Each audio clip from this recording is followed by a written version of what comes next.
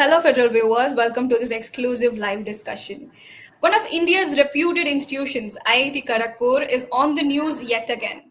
For some context, it all started when the new director, Suman Chakrabarti, shared a new initiative called Campus Mothers, a unique program under which the female teaching and non teaching staff will be trained to support students for emotional well being for therapy. So, this unique initiative obviously received a lot of backlash from students, alumni, and even public alike. To discuss more on this, whether is it problematic, the practicality of this unique initiative, we have with us Dr. Poorna Chandrika, and thank you so much for joining us. Firstly, Thanks a lot. Thank you. firstly, when you heard about this unique initiative, Campus Mothers, what was your initial reaction? See, without knowing the finer details, the name Campus Mother, the title is unique. It gives a homely feeling and it looks good on picture. But once you go into the details, it is different. Right. So the difference, it starts on multiple levels, the difference stares at your face. So the idea was good. So probably all over India, we need various institutions, various governments have all always wanted a support system when the children go through a crisis, when college students go through a crisis, or anyone is in crisis, a number which they can contact 24/7. And if it happens to be an individual present on the campus, it's Right. more than nice, more than good, and it's a very important thing too. But the way in which it is being put forth, like a gender, that should it be only called a mother, or should it be called only a woman mother, or it's like a mother woman ma, or something like that, or it should be the name should be a gender neutral one. Ma'am, It I should was not just be going to get focusing. into that. So let's take a step back, and I want to ask a basic question right here. Why is it so crucial for institutions like the IIT to have a constructive counseling services with professional help? Why is it so crucial? Can you shed a little light on what kind of emotional turmoil these students in IIT go through? Yes, a very important question indeed. It's not only IIT. The IIT has its own sets of problems and emotional stressors which is different. Apart from all other institutions which have their own stressors. So the one main stressors in IIT is already the rush to get into the IIT, the competitiveness, the competitive nature of the exam, the months they toiled hard to prepare for it, and at last they get a seat, and it should turn into happiness. But we never know when they go enter into the college. It's like all the state first rankers will be put into one class, and there will be one person on the top and then one person will be last, which is very difficult for the students to handle, which we find in medical colleges also. And then Right. comes the syllabus is new. Immediately there might be exams, and in the first exam it is always told to us as medical college students that there will be failures. But these are all students who would have cleared and stood first in their class, in the state, in the district, and they cannot bear failure because of due to they blame it on themselves. They don't blame it on the subject or the time given to prepare, and there are other stuffs like that. And then comes they might be staying away from their homes. So Right. their home will be in some district and they'll be here in IIT, and they cannot connect with the friends. And most importantly, when put to hostel, the hostel mate, they couldn't connect with the hostel mate. They might have some schedule, and that other person will have some schedule, and they find it difficult to connect with them. If the both are friends, it's well and good, but that also is quite a stressor.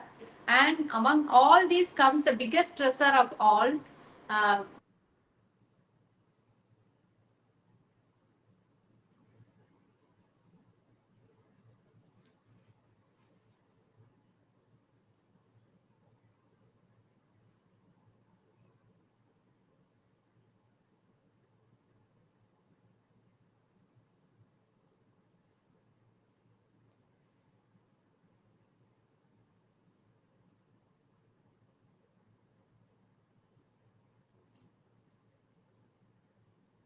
Ma'am, can you hear me? Is it audible? Can you hear me now? Yes. Yes, ma'am. You were talking I'm about sorry. the different kinds of Can you emotional hear me? turmoil. Yes, yes, I can hear you. Can you hear me, ma'am? But I'm unable to hear you. Can you hear me? Yes, I can hear you. Can you hear me?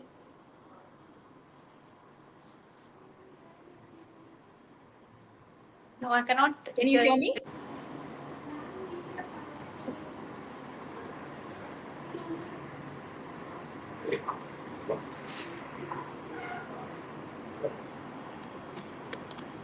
Can you hear me now?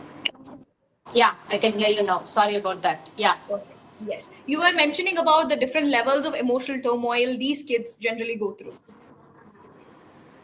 Yes. So it is, I was mentioning about even adjusting to a roommate, the place where they come from to the place where they are studying. It could be from one small district to a big state like IIT campus. The campus itself must be overwhelming for some students. And it's not like all the students are same. So there might Right, be introverts, there might be extroverts. So some can make friends in a minute, and the other cannot. The boy stands alone. He's very shy, introverted. He feels left out. He feels lonely, and sometimes the only solace they get at times are substance. So right. that the hostel, the exams, the syllabus, the campus, everything is stressful for a boy who steps from school to college.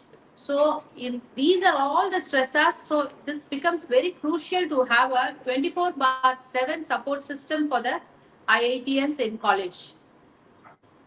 Right, ma'am. It's very important to have a perspective of what these kids, go through. So I would like to. You touched a bit about how this initiative on papers looks genuine, right? Most critics say that it's a genuine initiative, but the direction might not be right. So I just wanted to ask, when is it ethically right for an untrained professional to be in these sensitive places, because the kids are vulnerable? It's a very vulnerable job to take up. So how would you see that? See, in places like Chhattisgarh, um, the VHNs are trained to become mental health professionals like counselors. They are trained to identify simple signs of common mental health issues like depression, like psychosis or anxiety, and they're even trained. But they go to the most interior of the villages, and there are absolutely no psychiatrists there. The psychiatrist Right, ratio is very low compared to the other stream of doctors. But at the same time, in places like IIT or in the state, where the psychiatrist ratio will be definitely more. The psychiatrist ratio will be definitely more, and I think in these places, uh, the psychologist also will be there. So the first stage of contact can be with the psychologist who is trained. Maybe we can train BSc, MSc, BA, MA psychology students, because there is another stream called MPhil or MPhil right. clinical psychology students or BSc clinical psychology students who will be trained earlier itself. So maybe we can train in case the clinical psychology students are not available, the common psychologist to identify mental health signs and symptoms, and then handhold them for a period of minimum period of 6 months to a year, wherein they have to discuss about the student whom they attended and how they have handled the issue, and then that way it can happen, because to handle mental health issues itself needs some sensitivity on the part of the individual. Even Yes, just a throwaway statement, just a statement can make the individual make or break. At times, right. we don't want that to happen. So, in such extremely sensitive and crucial situations, it's better to have a trained professional there. That's a very good insight. I think if people are watching, they should actually take that note. So I would like to bring up something the director actually mentioned in that interview. Let me just read it for you.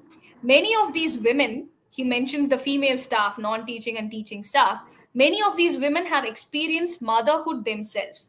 Some have grown up children who may now be living abroad or otherwise independent. Having gone through motherhood, they understand the unique challenges children face. So basically, it seems like he's framed this entire initiative uh, like around motherhood, and assuming that naturally mothers are caregivers. How does it resonate with you? How do you see this?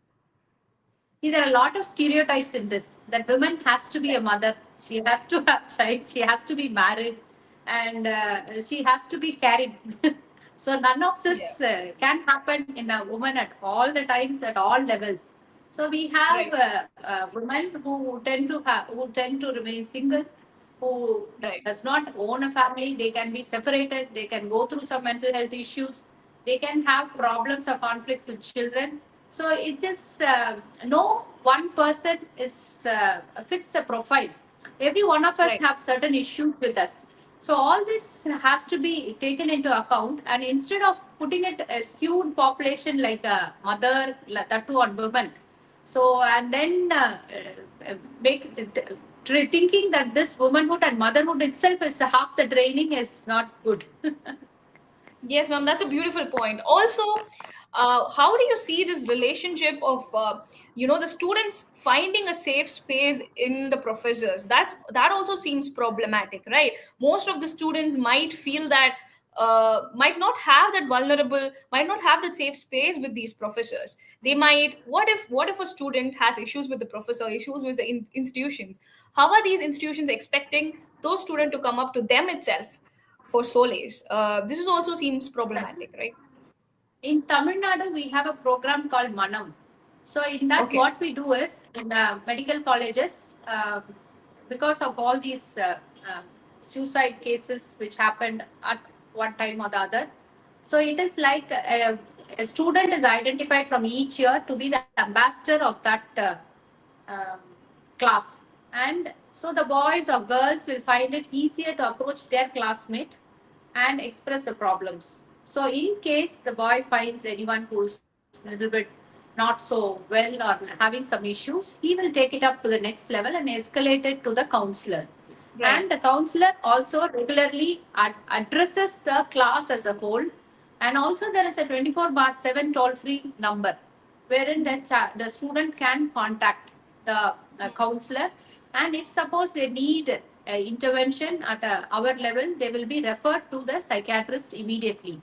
And also considering the relationship between students and professors. Nowadays, professors are more scared of the students than the students were scared of the professors, because the generation gap is there.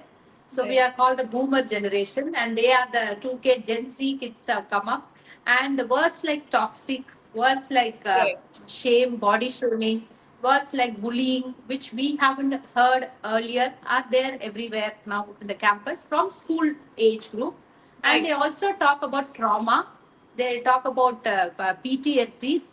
So with all this, I think before they go to the class, the professors also has to be sensitized to the needs of the children who are going to be admitted fresh from school.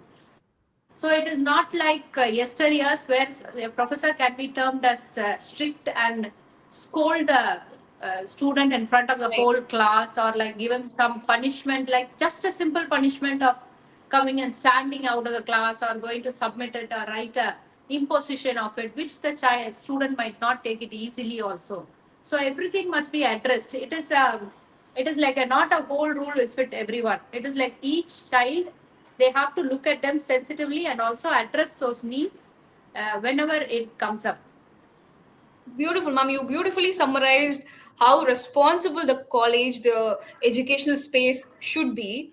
Now, you mentioned a little bit about this. I want to look it beyond just a normal issue. On one hand, many therapists, medical, mental health professionals, clinical psychologists are getting underpaid, are undervalued already in this country.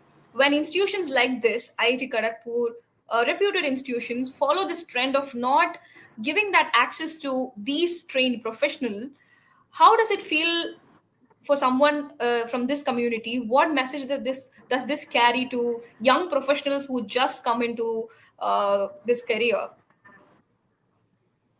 So, if I get it right, you are asking me there are institutions which do not allow mental health professionals. There was some Yes, no, I'm just connection asking problem. about an emotional perspective, like for a young professional, for a young mental health professional who's just coming into this career, who's new into this career, when he or she sees this trend of not giving an access to a professional, Oh, when yeah. the country is already underpaying, undervaluing the therapist, clinical psychologist, how does it feel?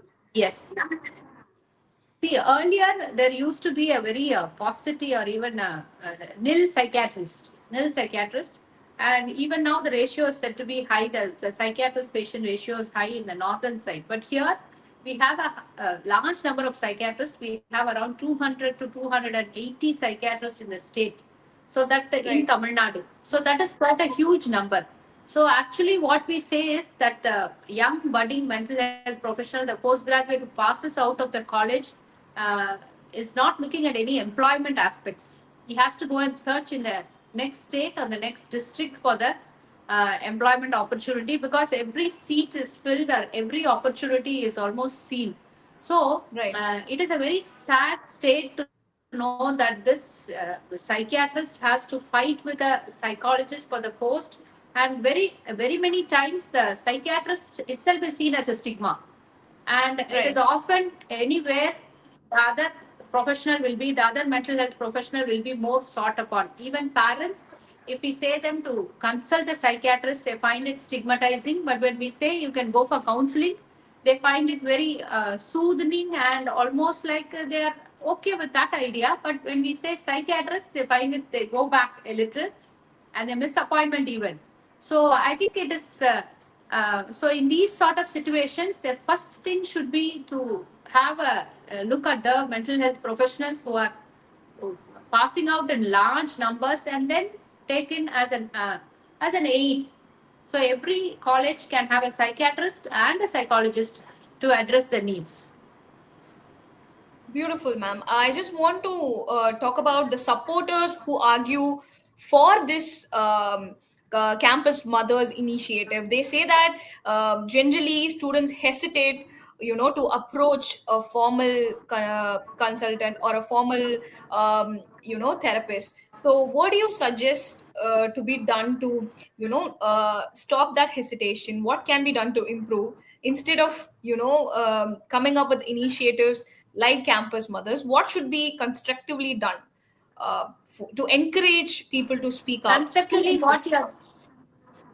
yeah, what you're doing is a constructive one, what you're encouraging one is a beautiful one. So we have to, through the media, create awareness. That's the one and only thing that can open up people's minds to letting us in or else it is like Right. stigmatizing. Yeah, the stigma will take a long time compared to the western world where each and everyone says I have a therapist. Here in the in Asian countries, we don't have people saying that I met a therapist. So that a little bit long way to go, but we have started. We have started our Right. journey, and the journey will continue. And more of media awareness, more of media spotlight on mental health issues, on the most important mental health day, the suicide prevention day, how to cope with stress, and every time plus two exams come, media has um, uh, interviews based on how to cope with the exam, the results, Right. and what to do when. So there are a lot of programs coming up. So the more media awareness we do, the more of media awareness itself will reduce the stigma. And then coming to the campus mothers, it's almost like see, there might be people with preconceived notions among the faculty Right. of the women only they have selected. So that Right. faculty will have some problems in dealing with the and or identifying, or even if given proper training, it will be an overload. It will be more of Correct. work stress for them, and they themselves have to go through a lot of mental health issues if they are told to deal with a student in a crisis, and then they have to take care of the class, and they also have to go through their exams. So it's a very tough time for them. So we have to go through the professionals way. And also, no, let's not look at the male gender as someone who was not able to give counseling. That let us also pick up. It is not mental health professional. It's not a male or a female. It should be a gender equal mental health professionals who should be doing their job. That is a very important takeaway in this discussion. I want to ask a very technical question also. So, this initiative that IIT Kharagpur has brought out is set to roll out in the upcoming academic year. So, what will happen further? Will there be a government intervention? Will that particular initiative be supervised? What do you think would happen further? Or can IITs like roll out these kind of initiatives on their own, or should there be an interference from the government side? See, if the program is good, if the program is wonderful, if it's one of a kind, if it's a flagship program, and there are a lot of advantages in it, definitely they can roll it over. But at that time, when the flagship program has its own, doesn't look so good and has its downfalls, I think at that time it is best to let us wait for the guidelines which comes, because the name itself is not so good, even though it sounds good. And let us look into, and I think the definitely the faculty itself will protest against saying the Right. increased workload of the professors. So definitely I think this program will undergo a change in terms of resources, human resources, because it's a huge program and exercise wherein there will be a lot of personnel involved. And I Correct. don't think the faculty alone could do it without any hand holding, and it will become very tough also. Brilliantly summed up, ma'am. We've reached to the end of the discussion. I want to conclude with a very last question. From your experience, can you give us certain examples of initiative that has worked well among students, even from Tamil Nadu, or from your Yes. experience? Yes, Tamil Nadu government has rolled up a lot of programs which have given us good results. The first program which I have told about is Manam. The Manam is identifying ambassadors in each class, and they escalating the problems to the faculty or the counselors. And then comes a second program wherein we have a helpline.